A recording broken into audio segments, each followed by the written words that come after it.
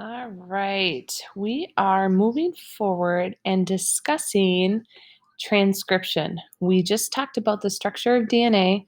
We just talked about the process of replication.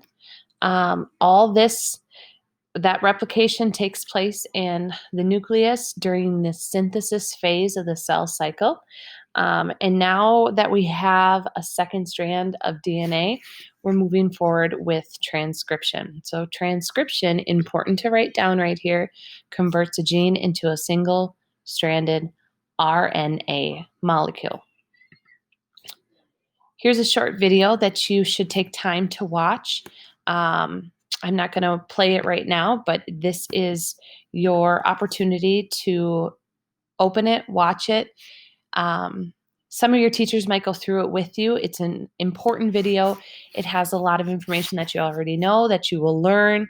And so it's a good thing to watch. So take the time to do that. RNA carries DNA's instructions. And what that means is basically we've done this DNA process. That DNA process was replication. Now that we have replication that has occurred, the next step is transcription. Transcription then is the link between the DNA and the RNA. So the central dogma includes three processes: replication, which we've discussed already, transcription, now which we're going to talk about today, and then the final process to make a protein is translation. So we're going to talk about these middle two, transcription and RNA. This process of transcription still occurs in the nucleus of our cells. During the process of DNA replication, we are strictly talking about DNA. And now, through the process of transcription, we're talking about RNA. And so we need to know some of the differences. So make sure to include all three of these in your notes. RNA has a ribose sugar, where DNA has a deoxyribose sugar. RNA has uracil instead of thymine. Remember, A and T, C and G went together in the process of DNA replication. Now T is gone. Uracil has taken its place when we talk about this process of transcription. And then in the process of making an RNA strand, RNA is single-stranded, where DNA was double. D for DNA, D for double. RNA is single-stranded.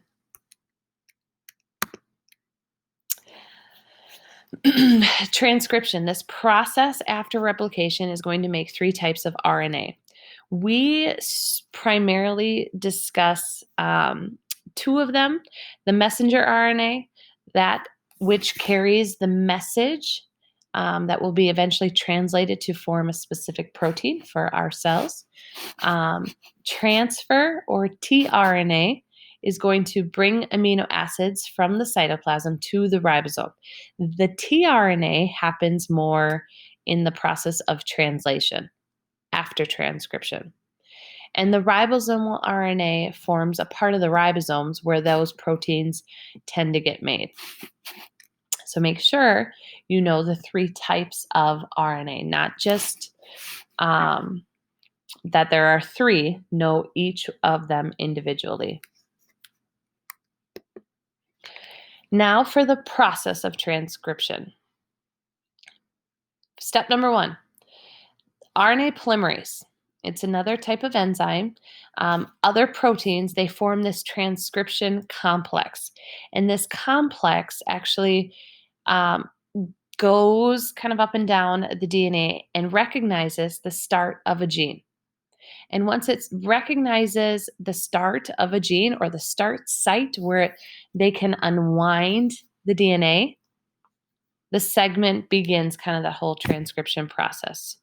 So really, RNA polymerase, so you've got these enzymes, you've got these proteins, they form this specific transcription complex, which will then go up and down the DNA strand and recognize a spot where they can unwind the DNA strand and start this process of reading the DNA. Step number 3 then, nucleotides are going to pair with one strand of the DNA.